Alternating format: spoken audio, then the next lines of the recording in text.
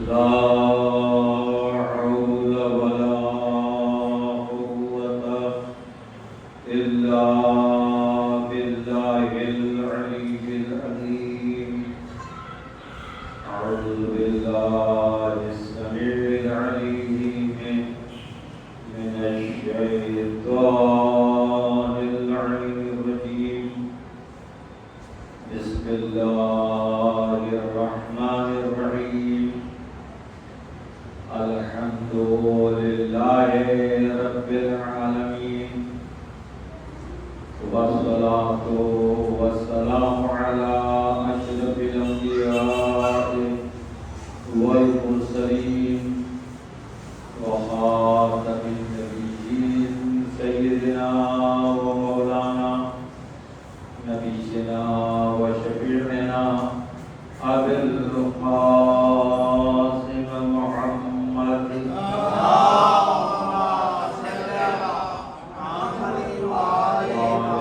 الطاهرين الطاهرين المعصومين المظلومين، واللعنة الدائمة الباقية على أعدائهم ومنكري فضائلهم وغاصبي حقوقهم أجمعين.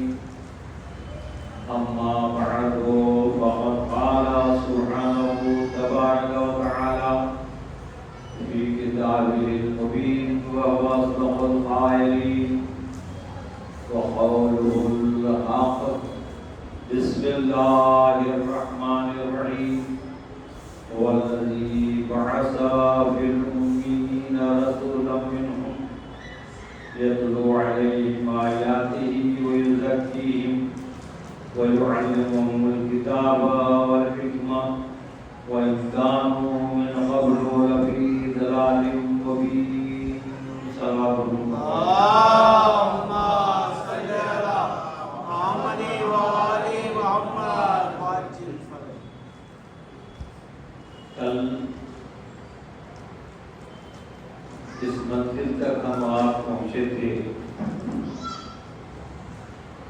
کہ فرقوں میں مت بٹو،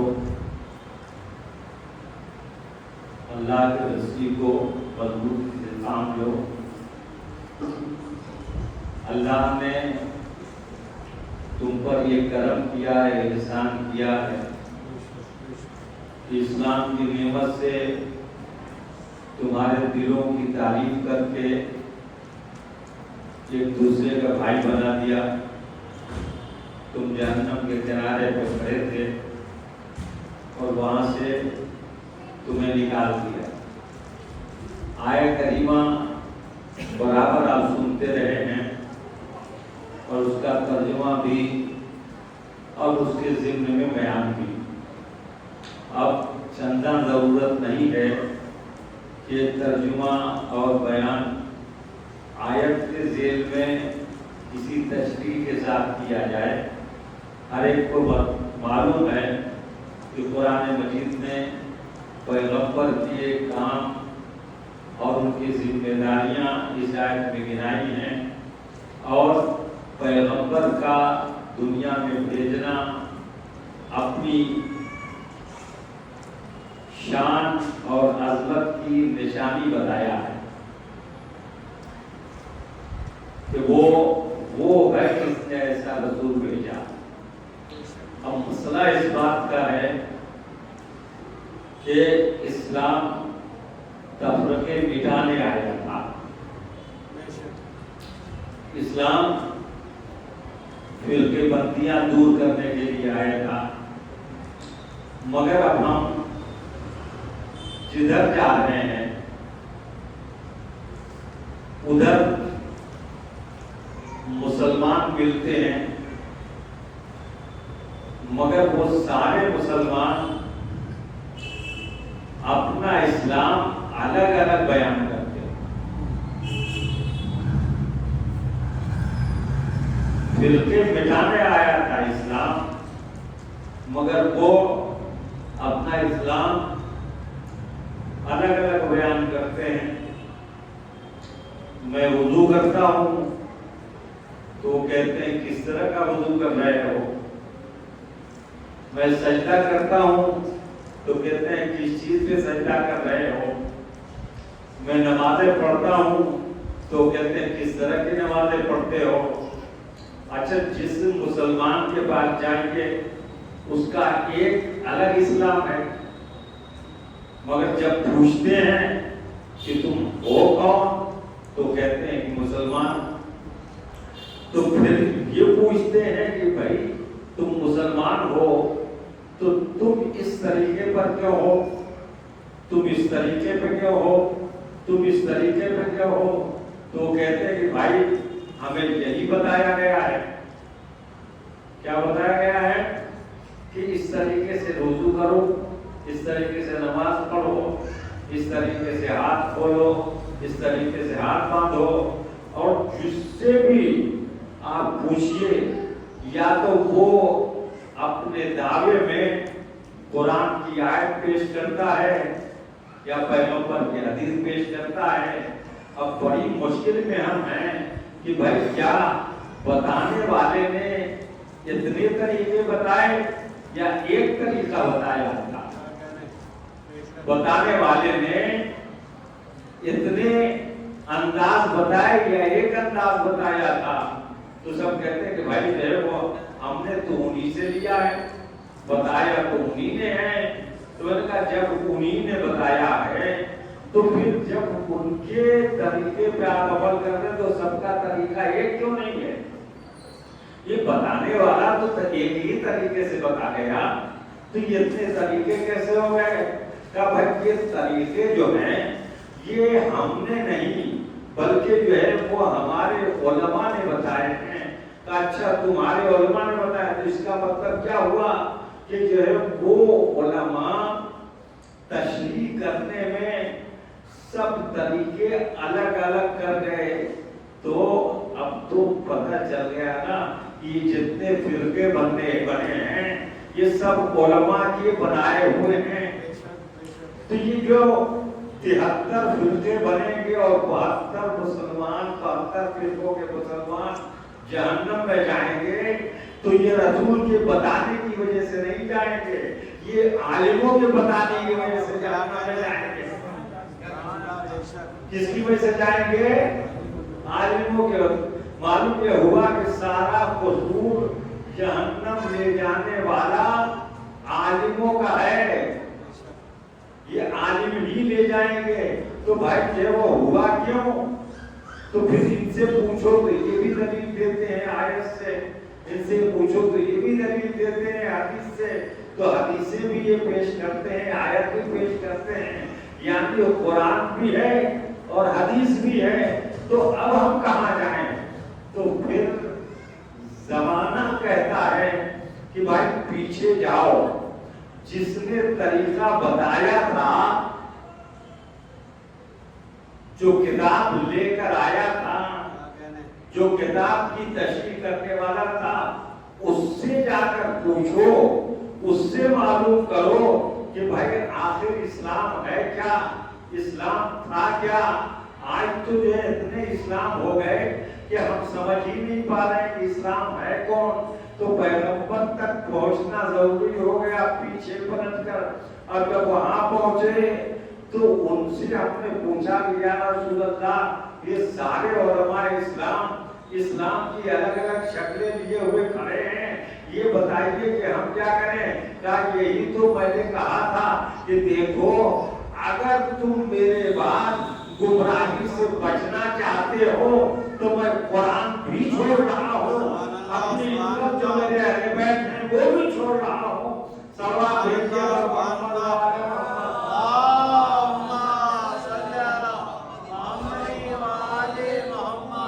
تو بھائی اب ان مولویوں سے یہ مت پوچھو، ان سے یہ مت پوچھو کہ یہ وضو کا طریقہ کیسا ہے، یہ نماز کا طریقہ کیسا ہے، یہ حج کا طریقہ کیسا ہے، یہ زکوٰۃ کا انداز کیا ہے. یہ پوچھنے کی ضرورت ہے. ان سے یہ پوچھو کہ پیغمبر نے جو کہا تھا وہ مانا ہے یا جو تمہارے دل نے کہا تھا وہ مانا ہے. سوال بھیجیے اور محمد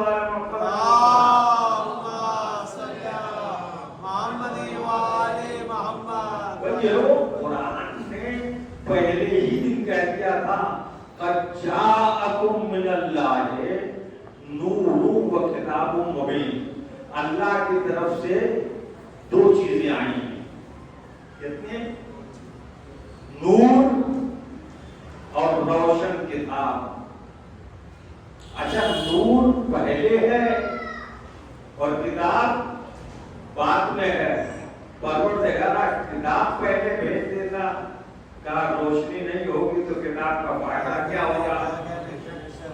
جی یہ ناقص نور، یہ ناقص نور، یہ بجلی یہ ناقص نور ہے، جو اللہ نے بھیجا ہے وہ کامل نور ہے۔ یہ ناقص نور ابھی ہے، الماری میں کتاب رکھی ہوئی ہے تو آپ جو ہے ابھی کتاب نکال سکتے ہیں دیکھ کر۔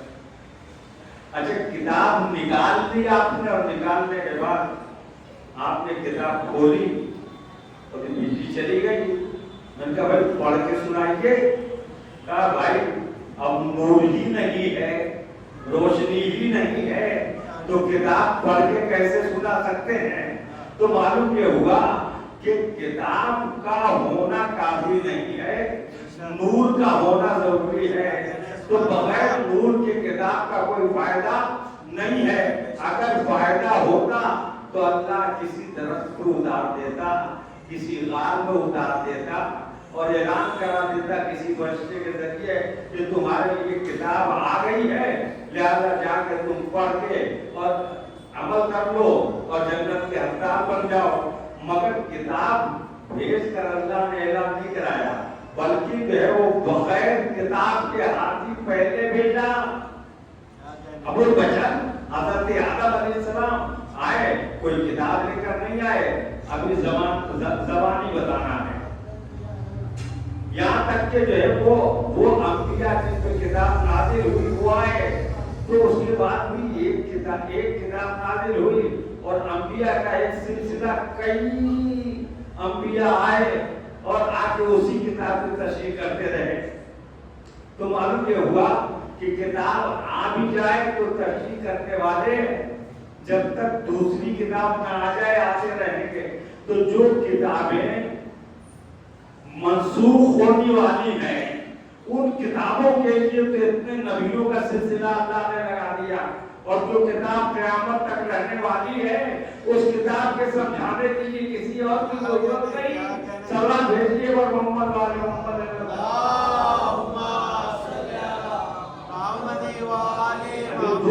سے بچوں کے سامنے بات صاف ہو جائے تو معلوم یہ ہوا کہ جو ہے وہ اللہ نے بھیجے تھے دو، کیا بھیجا تھا؟ ایک نور اور ایک روشن کتاب۔ اب اگر کوئی کہے کہ ایک کافی ہے اور وہ بھی کتاب کو کہے کتاب کافی ہے تو پھر جو ہے وہ نور جو تھا وہی تو رسول تھا، تو نور کتاب لے کر آیا ہے، کتاب نور لے کر نہیں آئی ہے۔ سلوات بھیجیے محمد والے کمال کی بات ہے، یہ کمال کی بات ہے دنیا کی کہ جو ہے وہ دنیا نے وارث کو چھوڑ دیا، وراثت کو لے لیا۔ وہ سمجھ میں آنے کا ایک صاحب تھے، دنیا سے جانے لگے تو انہوں نے وصیت کی کہ جو ہے وہ یہ میرے وارث ہیں اور یہ میری میراث ہے، یہ میرا تنخواہ ان کو دے دینا۔ انہوں نے آواز دی کہ صاحب جو ہے وہ وصیت آپ کچھ بھی کریں، آپ کے وارث سے تو ہم کو کوئی مطلب نہیں ہے، مگر ہاں یہ مال جو ہے نا اس کو ہم اپنا لیں گے، اس کو ہم لے لیں گے۔ تو معلوم ہوا کہ جو ہے وہ آپ کی نیت ہی اچھی نہیں ہے، اس لیے کہ جو ہے وہ اگر مال پر قبضہ کرنے کی نیت ہے تو ہی وارث سے انکار کریں گے، وہ اپنا وصیت نامہ وارث کے سامنے لے جا کر پڑھیں گے کہ یہ تم کو میراث دے کے گئے ہیں. نیت خراب ہے کہ جو چاہیں گے کر لیں گے اور وارث رہے گا تو اس کو جو ہے ہمارے قبضے میں تھوڑی آنے دے گا. ہماری طبیعت سے کچھ نہیں ہونے والا. اچھا چلیے ٹھیک ہے بھائی. تو معلوم ہوا کہ 2 آئے تھے. اب 2 کرسیاں تھی نا اس وقت میں. ایک کرسی پر نور رکھا گیا تھا, ایک کرسی پہ کتاب رکھی گئی تھی, اور نور جو تھا وہ رسول, کتاب قرآن. اب نور جا رہا ہے, کرسی کس کی خالی ہوئی؟ جی رسول کی. تو جانشین کس کا بیٹھنا چاہیے؟ رسول کا. جی اب بھائی پیغمبر نے تو کہہ دیا کہ تمہارے درمیان میں 2 گراں قدر چیزیں چھوڑے جاتا ہوں. ایک اللہ کی کتاب اور دوسرے میری عزت جو میرے اہل بیت ہیں. یہی تک بس سوچیے گا. اس کے بعد کیا؟ لن یفترقا حتی یردا علی الحوض. یہ کبھی ایک دوسرے سے جدا نہیں ہوں گے. یہ کبھی ایک دوسرے سے جدا نہیں ہوں گے. تو بھائی جو ہے وہ جدا کیوں نہیں ہوں گے؟ پہلے بچوں سے پوچھ لوں بھائی, ایک خاطی انسان اور ایک نیکوکار انسان دونوں چلے تو کب تک ساتھ چل سکتے ہیں؟ کب تک ساتھ چل سکتے ہیں؟ جب تک یعنی وقتی طور پر ساتھ ہو بھی جائے تو کب تک ساتھ؟ جب تک خاطی خطا نہ کر لے, جب تک گناہگار گناہ نہ کر لے, جب تک فاسق فسق نہ کر لے, اس وقت تک تو ساتھ رہ سکتا ہے. مگر جیسے ہی خاطی نے خطا کی, دوسرے لفظوں میں یوں کہا جائے کہ ایک نمازی اور ایک شرابی دونوں کتنی دیر تک ساتھ چل سکتے ہیں؟ شرابی جب تک میخانے نہیں پہنچ جاتا تب تک ساتھ ہیں, مگر جیسے ہی میخانے چلا گیا اب دونوں کا ساتھ چھوٹ گیا. تو بھائی جو ہے وہ اس کا مطلب یہ ہے کہ اگر ہمیشہ ساتھ رہنا ہے تو دونوں کا مزاج ایک ہونا چاہیے, طبیعت ایک ہونی چاہیے, طہارت ایک ہونی چاہیے, نورانیت ایک ہونی چاہیے, شرف ایک ہونی چاہیے, فطرت ایک ہونی چاہیے, شمائل ایک ہونے چاہیے, خصائل ایک ہونے چاہیے, اثر ایک ہونا چاہیے, انداز ایک ہونا چاہیے, طریقہ ایک ہونا چاہیے. جب سب ساری چیزیں ایک ہوں تب جا کے یہ دونوں ساتھ چل سکتے ہیں. یعنی کبھی مزاج میں فرق نہ آئے. اگر قرآن بے عیب ہے, قرآن اگر بے عیب ہے تو اس کے ساتھ قیامت تک جانے والا کون ہوگا؟ بے عیب. بے عیب ہوگا. تو بھائی یہی تو ہم کہتے ہیں کہ جو ہے وہ قرآن کے ساتھ معصوم ہی چل سکتا ہے, غیر معصوم نہیں چل سکتا. سلام بھیجیے پر محمد والے محمد.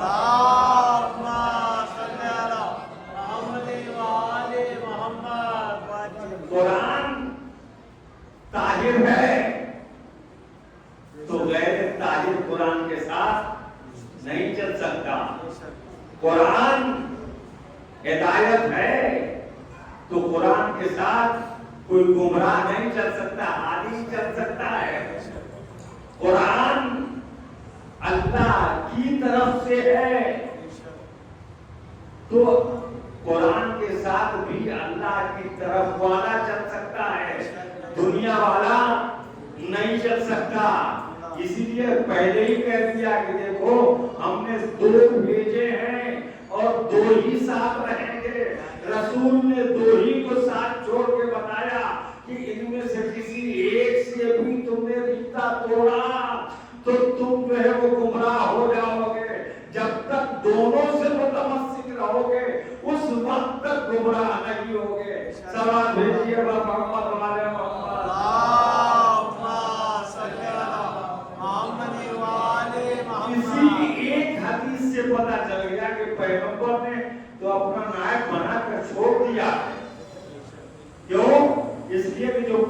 اوپر کی کرسی خالی ہوئی تھی، اس پر اہل بیت اپنی اطرت کو بٹھا کے اور قرآن کا ساتھی بنا کے دنیا والوں کو بتا دیا کہ دیکھو نور جا رہا ہے تو نور بیٹھا کے جا رہا ہوں، اور یوں ہی نہیں بلکہ جو ہے وہ نور کو اس انداز سے پیغمبر نے دنیا کے سامنے پیش کیا ہے کہ دنیا اگر دیکھے تو جو ہے وہ دنیا سمجھ لے کہ جب ایک نور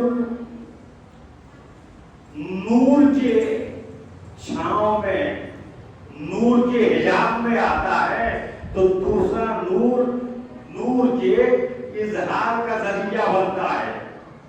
حدیث سنتے ہی رہتے ہیں نا، مگر آج تک پیغمبر نے کسی مجمع میں منبر پر کسی کو بٹھایا نہیں تھا۔ ایک ہی منبر ہے جس منبر پر لاکھوں کے مجمع میں پیغمبر نے کو بٹھایا، اور بٹھا کر پیغمبر نے دکھایا کہ دیکھو آج تم نیا انداز دیکھ رہے ہو، منبر بھی نیا ہے گجاؤں کا، اور آج صاحب منبر بھی نئے انداز سے کسی کو منبر پر لے کے آیا ہے۔ یا رسول اللہ آج تک ایسا نہیں ہوا، آج کیوں؟ کہ آج میں دکھانا چاہتا ہوں دنیا والوں کو کہ یہ ہو میں خطبہ دیتا رہوں گا، اور لوگ آج جبری سے ہی مگر اس کا چہرہ دیکھ کے عبادت کرتے رہے، جبری سے ہی اس کا چہرہ دیکھ کے عبادت کرتے ہیں۔ اب ہر ایک جو ہے وہ غور سے دیکھ رہا ہے آج یہ کیوں بٹھائے گئے ہیں، آج یہ کیوں بٹھائے گئے ہیں، لہذا سب مہو ہیں زیارت میں، اور جب مہو زیارت میں ہوتے ہیں تو کچھ لوگوں کو تو خوشی ہوتی ہے کہ عبادت کر رہے ہیں چہرے دیکھ کر، اور کچھ لوگ پریشان بھی ہوتے ہیں۔ ایسا ہی پیغمبر کے گھر بھی ایک دن ہوا کہ ایک بزرگوار ٹکٹکی باندھے ہوئے بڑے خوف سے علی کے چہرے کو دیکھ رہے ہیں، اور ان کی صاحبزادی محترمہ ہیں، انہوں نے کہا بابا آپ پیغمبر سے بات کر رہے ہیں مگر چہرہ علی کی طرف ہے، آپ دیکھ رہے ہیں اتنے غور سے کیا دیکھے جا رہے ہیں؟ اب مجھے پتا نہیں کہ کیا کیا علی کے چہرے میں نظر آ رہا تھا، آدم کا علم نظر آ رہا تھا، نوح کا تقویٰ نظر آ رہا تھا، ابراہیم کی خلت نظر آ رہی تھی، موسیٰ کی حیبت نظر آ رہی تھی، عیسیٰ کا ذوق نظر آ رہا تھا، کیا نظر آ رہا تھا؟ محمد کا جوان نظر آ رہا تھا، کیا دیکھ رہے تھے؟ مگر دیکھے جا رہے تھے۔ بیٹی نے کہا آپ دیکھے جا رہے ہیں ادھر نہیں دیکھتے، کہا تم کو پتا نہیں ہے کہ تمہارے سرتاج نے یعنی سرتاج انبیاء نے سید الانبیاء نے ہمارے مولا و آقا نے یہ ارشاد فرمایا ہے النظر الی وجہ علی عبادت، علی کے چہرے پہ نظر کرنا عبادت ہے۔ ارے میں پیغمبر سے بات کر کے ثواب بھی حاصل کر رہا ہوں، علی کے چہرے دیکھ کے عبادت بھی کر رہا ہوں۔ ثواب بھیجیے محمد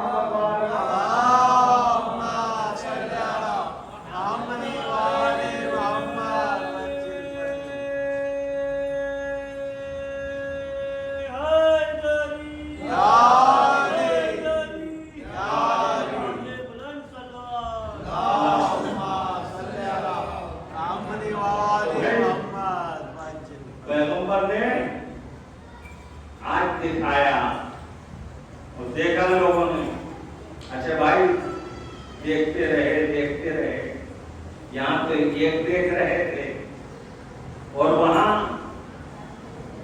1.25 لاکھ دیکھ رہے تھے، جی 1.25 لاکھ لوگ عبادت میں مصروف تھے۔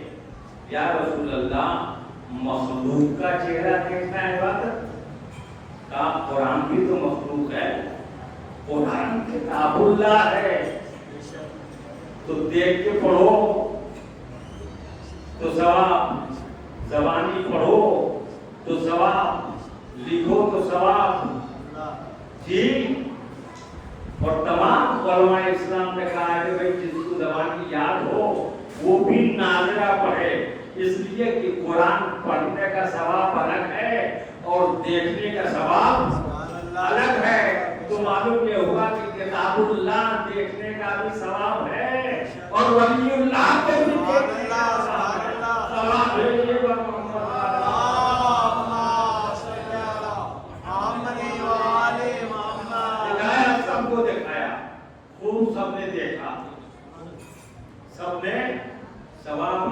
کیا، اب وہ نیت کی بھی بات ہے کہ جو ہے وہ اس چڑ رہے ہوں گے نماز کی نیت مطلب کے کھڑے ہو جائیں گے آپ، تو اگر قربت اللہ کی نیت ہے تو جو ہے وہ ثواب ہوگا، اور اگر صرف یہ ہے کہ یار مولانا جو غلہ بانٹتے ہیں، بانٹتا نہیں ہوں بھائی کو مثال دیتا ہوں، جو غلہ بانٹتے ہیں جو ہے وہ اگر نہیں پڑھوں گا نماز تو غلہ دیں گے نہیں، غلہ دیں گے نہیں، جو کمبل بانٹتے ہیں وہ کمبل دیں گے نہیں، تو مجبوراً جو ہے وہ نماز میں کھڑے ہو گئے، نماز پڑھنے کی نیت نہیں ہے، مگر مولانا کو دکھانا ہے کہ آپ نے کہا ہے کہ نماز پڑھو گے تو غلہ دوں گا، تو غلے کے لیے پڑھ رہا ہوں، کمبل کے لیے پڑھ رہا ہوں، اب رسول اللہ نے بلا کر بٹھا دیا ہے تو بھاگ تو سکتے نہیں ہیں، اور کسی کی تو چابی بھی لے کے ممبر بنا دیا ہے، سلوات بھیجیے محمد والے محمد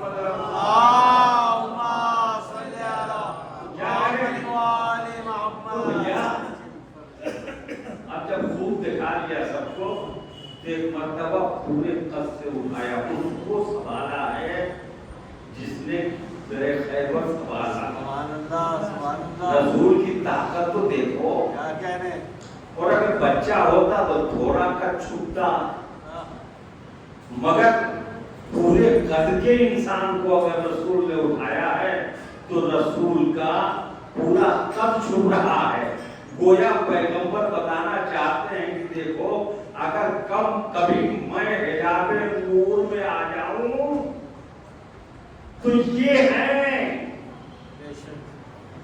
کبھی میں حجاب نور میں آ جاؤں تو یہ ہے جو تمہاری ہدایت کے لیے قرآن کا ساتھ دیں گے، قرآن کے ساتھ ہی ہوں گے، تو ہو گیا نا۔ تفصیل تو بہت لمبی ہے، مگر اتنا عرض کر دوں کہ پیغمبر نے کہا تھا کیا کہ میں تو چھوڑے جاتا ہوں، کبھی گمراہ نہیں ہوگے اگر ان سے متمسک ہو، یہ کبھی جو ہے اس کی عمر اگر دنیا میں کٹائی بھی تو قیامت تک لے آئی۔ حضرت موسیٰ علیہ السلام سے اللہ نے کہا تھا اللہ ترانی مجھے دیکھ نہیں سکتے ہو کبھی بھی، تو لوگوں نے کہا نہیں قیامت میں اللہ کو دیکھیں گے، تو کم سے کم قیامت تک تو کہا کہ یہ دونوں ایک دوسرے سے جدا نہیں ہوں گے کبھی، تو کم سے کم یہ مانو کہ قیامت تک تو جدا ہونے والے نہیں ہیں۔ اب یہ پیغمبر کی حدیث ایک بات مجھے بتائیے کہ اگر قرآن ہے مسلمانوں تو مسلمان کا کہاں قرآن ہے، قرآن ہے تو جب قرآن ہے تو قرآن کا ساتھی بھی تو ہونا چاہیے، ہے کہ نہیں؟ تو ہم کسی کے ساتھ نہیں ہے، کسی کا ساتھی نہیں ہے، جنہوں نے بنانے کی کوشش کی تھی 100-200 سال میں وہ سب گئے، اور اگر کہا کہ خلیفہ ہیں قرآن کے ساتھی تو خلافت بھی اس دنیا میں جا کے دم توڑ گئی۔ تو بھائی اب قرآن تو ہے، قرآن کا ساتھی اگر کہتے ہیں کہ نہیں ہے تو اس پر یہ الزام ہوگا کہ جس کو مشرکین اور کافروں نے بھی سچا کہا ہے، تو یا تو اپنے رسول کی صداقت بچاؤ کہ دونوں حوض کوثر تک ساتھ آئیں گے، یا یہ کہو کہ جو ہے وہ قرآن تو رہ گیا، اہل بیت نہیں رہے، تو رسول کی صداقت نہیں بچتی ہے، رسول پہ الزام جاتا ہے۔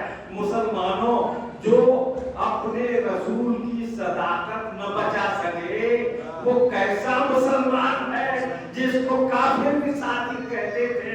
لہذا ماننا پڑے گا کہ رسول نے کہا ہے تو ساتھی ہے.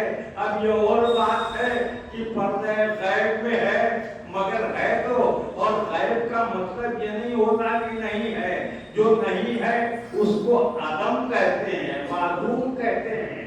مگر کوئی حاضر نہ ہو سامنے، نگاہوں کے سامنے نہیں ہو تو اسی کو غائب کہتے ہیں. آج بھائی آصف بھائی غائب ہیں تو کیا مطلب نہیں ہے آصف بھائی؟ جی ہیں تبھی تو غائب ہیں. تو اس کا مطلب یہ ہے کہ ایک ثبوت اور ایک نفی دونوں مل کے غائب بنتا ہے.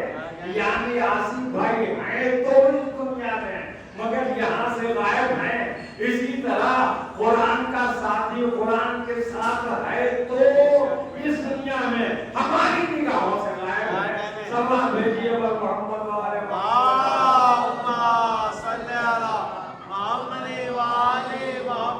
تو بھائی اب پتہ چل گیا نا کہ پیغمبر نے قرآن اور قرآن کا ساتھی دونوں ہمیں دے دیا تھا اور بتا دیا تھا کہ نہ یہ مقام ہدایت میں الگ ہوں گے،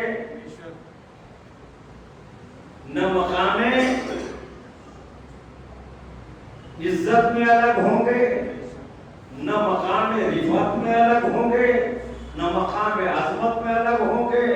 مقام ہدایت میں الگ ہو ہی نہیں سکتے، اس لیے کہ قرآن ہدایت ہے تو یہ ہادی ہے. مقام طہارت میں الگ ہو ہی نہیں سکتے، اس لیے کہ قرآن طاہر ہے تو یہ مالک آئے تطہیر ہے. مقام عزت میں الگ ہو ہی نہیں سکتے، اس لیے کہ قرآن عظیم ہے تو یہ بھی عظیم ہے. لہذا جو ہے وہ کوئی ایک دوسرے سے جدا نہیں ہو سکتا. بس دوسرے لفظوں میں یوں کہا جائے کہ قرآن اگر معصوم ہے، بے عیب ہے تو یہ بھی معصوم اور بے عیب ہے. اگر قرآن کے معنی غائب ہیں تو یہ حاضر ہیں، اور اگر یہ غائب ہیں تو قرآن جو ہے وہ ان کے وجود کا ثبوت دیتا رہے گا. لہذا جو ہے وہ جب تک قرآن رہے گا بتاتا رہے گا کہ لاکھ نگاہوں سے غائب ہوں مگر ہمارے ساتھی آپ کے موجود ہیں. اور دنیا کیا جدا کرے گی بھائی؟ قرآن اور اہل بیت جدا ہو ہی نہیں سکتے، اس لیے کہ جو ہے وہ پیغمبر نے فرمایا کہ جدا نہیں ہو سکتے. ایک سچے نے فرمایا ہے کہ جدا نہیں ہو سکتے. اور جو ہے وہ دنیا پہچانے کیا؟ ایک لفظ کہہ دوں کہ جو ہے وہ پیغمبر تو حدیثوں سے بتا رہے ہیں. قرآن کہتا ہے ثم اورثنا الکتاب الذین اصطفینا من عبادنا. یہ قرآن جو ہے ہم نے اپنے بندوں میں سے کچھ مصطفیٰ بندوں کو، ان کو کچھ مصطفیٰ بندوں کو اس کتاب کا وارث بنا دیا ہے. دنیا جو ہے وہ نکل جائے دم مصطفیٰ کہتے کہتے ایک ہی مصطفیٰ کہتی ہے. دنیا ایک ہی مصطفیٰ کہتی ہے مگر قرآن کہہ رہا ہے کہ اس کے کچھ مصطفیٰ بندے وارث ہیں. تو اب مجھے کہنے دیجئے کہ علی ہیں مگر مصطفیٰ ہو کر وارث ہیں، حسن ہیں مگر مصطفیٰ ہو کر وارث ہیں، حسین ہیں مگر مصطفیٰ ہو کر وارث ہیں، امام زین العابدین ہیں مگر مصطفیٰ ہو کر وارث ہیں، محمد باقر ہیں مگر مصطفیٰ ہو کر وارث ہیں، جعفر صادق ہیں مگر مصطفیٰ ہو کر وارث ہیں. اسی لیے تو پیغمبر نے فرمایا تھا کہ بھائی تم کیا سمجھ رہے ہو، ہمارا چھوٹا بھی ہمارا بڑا بھی سب کے سب برابر ہیں. ہمارا اول بھی محمد ہے، ہمارا اوسط بھی محمد ہے، ہمارا آخر بھی محمد ہے، ہمارے سب کے سب محمد ہیں. دوسرے لفظوں میں یوں کہا قرآن نے کہ ان کا اول بھی مصطفیٰ ہے، ان کے اوسط بھی مصطفیٰ ہیں، ان کے آخر بھی مصطفیٰ ہیں، ان کے سب مصطفیٰ ہیں. صلوات بھیجیے محمد وعلى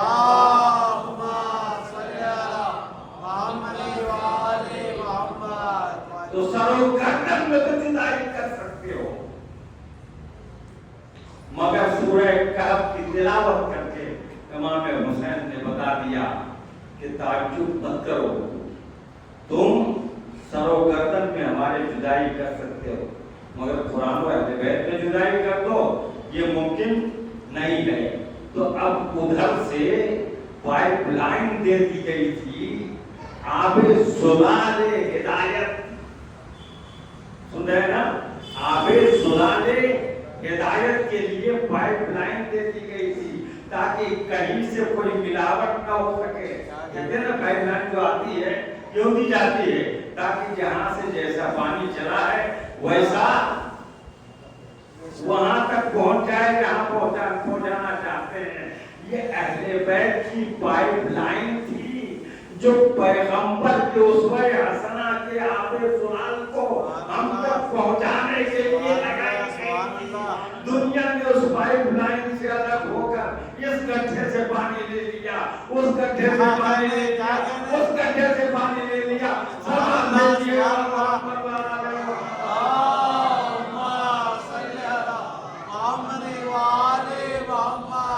یہ ہے۔ لہذا جو ہے وقتی نہیں رہ گیا، بہت ہو گیا، ادھر ادھر سے پانی لیا تو ظاہر ہے کہ بیماریاں تو پھیلیں گی، جی بیماریاں تو پھیلیں گی، مصیبتیں تو بڑھیں گی، جراثیم تو آئیں گے۔ لہذا جو ہے اس پائپ لائن کو اگر کسی نے چھوڑا نہیں تو وہ آج بھی آب زلال غیبت سے پانی پی رہا اور پی کر اپنا ایمان بھی بچا رہا ہے، رسول کی صداقت کی گواہی بھی دے رہا ہے، قرآن کی عصمت سے بھی فائدہ اٹھا رہا ہے اور اہل بیت کی عصمت سے بھی ہدایت حاصل کر رہا ہے۔ یہی ہے کربلا کہ جب دنیا نے ادھر ادھر کے گڈھوں سے پانی پینا شروع کیا، فسق بڑھے، فجور بڑھے، بیماریاں بڑھی، فساد بڑھے، فکریں خراب ہوئیں، طبیعتیں بگڑی، تو جو ہے وہ امام حسین نے پڑھ کے آگے آواز دی کہ 50 برس کے اندر ہی اتنی خرابیاں پیدا ہو گئی، اتنی بیماریاں پیدا ہو گئی، ارے ہم وہ پائپ لائن ہیں جس کے ذریعے سے رسالت کا سب کچھ پہنچتا ہے، انوار رسالت ہمارے ذریعے پہنچتے ہیں، اور ساری دنیا کو بتا دیا کہ اب ہم سے چلو رسول تک تو تمہیں خود پتا چل جائے گا کہ وہ پائپ لائن کون ہے جو پیغمبر نے دی تھی۔ یزید سے چلو تو تم کو خود پتا چل جائے گا کہ کس گڈھے سے پانی آ رہا ہے۔ سلام بھیجیے محمد والا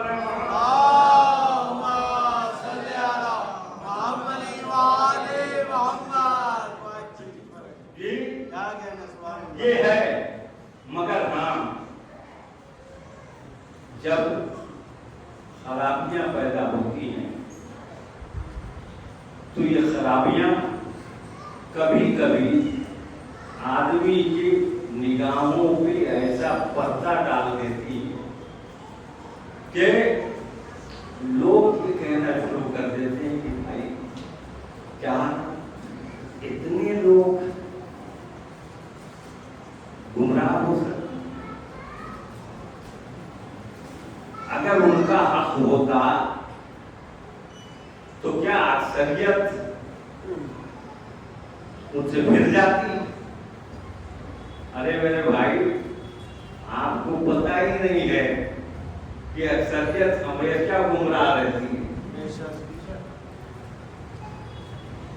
قرآن مجید کہتا ہے لَقَدْ ذَرَأْنَا لِجَهَنَّمَ كَثِيرًا مِنَ الْجِنِّ وَالْإِنسِ، ہم زیادہ سے زیادہ اکثریت کو جہنم میں ڈال دیں گے، جنوں کے اور انسانوں کے۔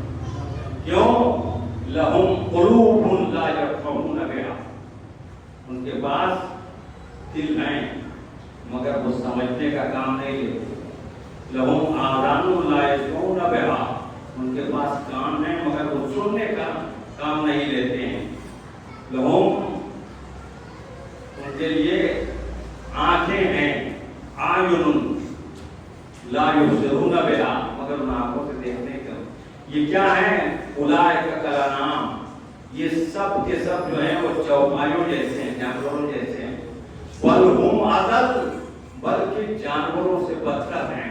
معلوم یہ ہوا کہ کچھ لوگ ایسے ہیں کہ راہ ہدایت چھوڑ کر شکل میں تو انسان دکھائی دیتے ہیں मगर किरदार में जानवरों से बदतर हो जाते हैं। जब जानवरों से बदतर दुनिया हो जाए तो आले रसूल पे जुल्म भी करती है, सितम भी करती है, उन पर मजालिम भी ढाती है, उनके ऊपर सपोषण भी करती है और उनको जख्मी भी करती है, उनके गले भी काटती है और इतने जानवर बन जाते हैं और जानवरों से ऐसे बदतर हो जाते हैं कि वो अपने दिलों को पत्थर कर लेते हैं। सोचिए कि अगर करबला में छोटे छोटे बच्चे न होते तो कैसे अंदाजा होता कि कितने शकी और कितने जालिम हो गए थे वो लोग जिन्होंने दरे अहले बैत छोड़ दिया था, जिन्होंने दरे आले रसूल छोड़ दिया था, कितने जालिम हो गए थे। क्या कोई मुसलमान आज क्या कोई मुसलमान दुश्मनी में किसी घराने की औरत चादर छीनेगा? क्या कोई मुसलमान आज भी इस जमाने में भी किसी मुसलमान को मारने के बाद उसके बच्चों को तमाचे लगाए?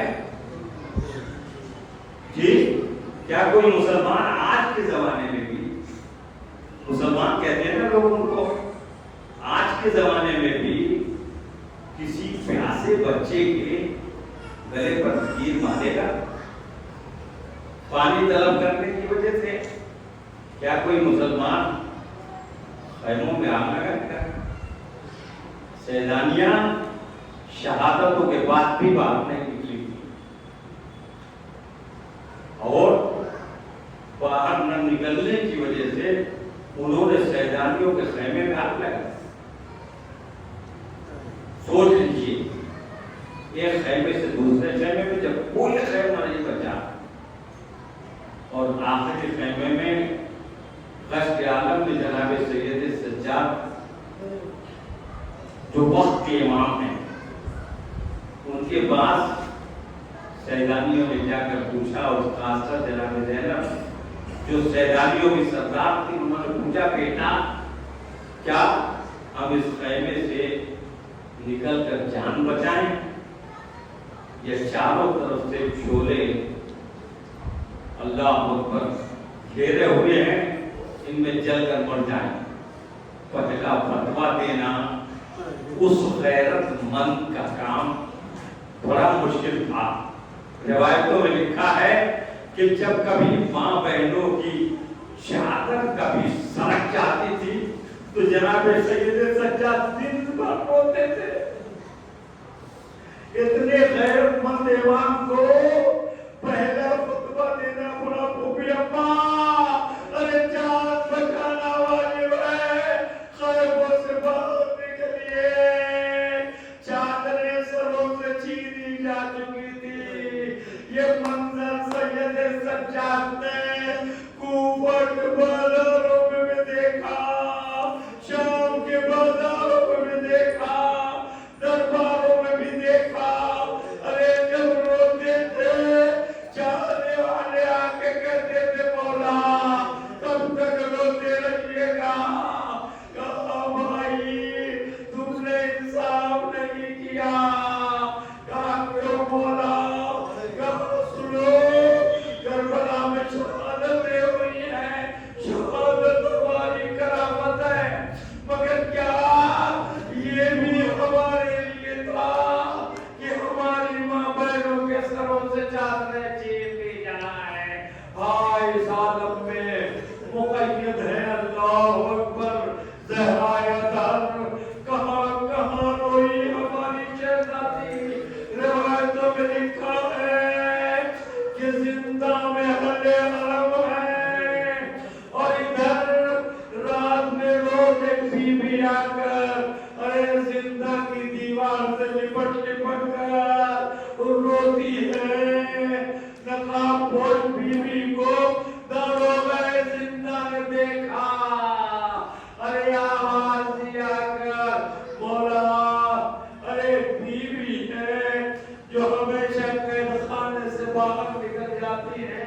اور در زندہ دیوار زندہ سے لپٹ کے روتی ہے، ان بیوی کو سمجھا دے کہ وہ قید خانے کے اندر رہے، ورنہ اگر حاکم کو معلوم ہو گیا تو مجھے معطل کر دیا جائے گا یا سزا دی جائے گی۔ امام نے فرمایا کوئی بیوی تو جاتی نہیں۔ دوسرے دن پھر آیا کہ بیوی پھر آئی تھی، بولا آپ نے سمجھایا نہیں۔ ایک مرتبہ ایک بیوی سے امام نے پوچھا، ماں ام لیلا، پھوپھی ام کلثوم، پھوپھی زینب، ارے کون بیوی ہے جو باہر جا کر روتی ہے؟ امام جانتے تھے مگر پوچھا، سب بیویوں نے کہا کوئی بیوی باہر جا کے نہیں روتی۔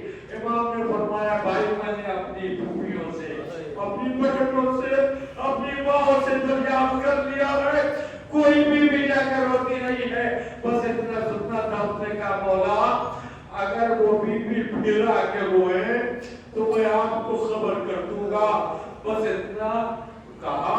امام نے فرمایا ٹھیک ہے مجھے خبر کر دینا۔ رات کی تاریکی میں آدھی رات کو زندہ کا دروازہ کھٹکھٹایا۔ امام نے فرمایا کون ہے؟ کہا مولا وہ بیوی آ گئی ہے جو رو رہی ہے، کہہ رہی ہے ہائے میرے بچوں نے کیا قصور کیا ہے جس زندہ میں اس مصیبت میں ہے کہ کھانا بھی ملتا ہے تو کم، پانی بھی آتا ہے تو کم، ہائے میرے بچے۔ یہ سن کر ہائے حسین، یہ سن کر جب اس نے کہا کہ مولا یہ فریاد اس طرح کرتی ہے، امام اٹھے، زنجیریں سنبھالی، بیڑیاں سنبھالی، ہتھکڑیاں سنبھالی، آگے بڑھے کہا پھوپھی اماں ارے آئیے ذرا دیکھیے کون بیوی ہے جو زندہ کے دروازے دیواروں سے لپٹ کے روتی ہے۔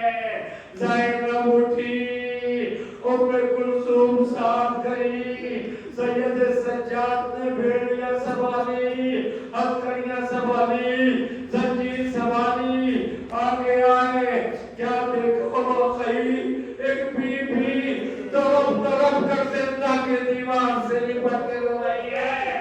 ارے آواز دی زینب نے بیوی آپ کون ہے جو ان غریبوں کا یاد کر کے روتی ہے؟ بس ختم ہو گیا۔ ایک مرتبہ آواز دی ہوئی تھی زینب، بیٹا سید سجاد، ارے تم نے پہچانا نہیں، یہ وہ دنیا ہے جو مدینے سے چلی تھی اور آئے گا، ارے ہم نے بچوں کو روتی آئی ہے۔ ارے زینب لپٹ گئی اپنا، حجب اللہ وسيعلم الذين ظلموا أي منقلب ينقلبون إنا لله وإنا إليه راجعون صدق الله وعليها بحق الزهراء وأبيها وفعلها وبنيها جملة مؤمنات جسم يدل زندہ ہے ان کو ہمارے سارے کی توفیق، جو بیمار ہیں ان کو بیماری کا خدا کی طرف سے شفا کا دعا ہے، جو مظلومین ہیں ان کی نصرت فرما، ظالموں کو آپ محمد علیہ السلام جب تک دنیا میں رہیں کام سے گئے محبت گئے اس کے ساتھ رکھنا، اٹھانا دھونے کی محبت اور ان کے غم کے ساتھ اٹھانا، امام زمان اسلام کے جب تک دور شفا اور ہم کو داسلوں مشہور شفا آمین و اللہ تقبل منا انک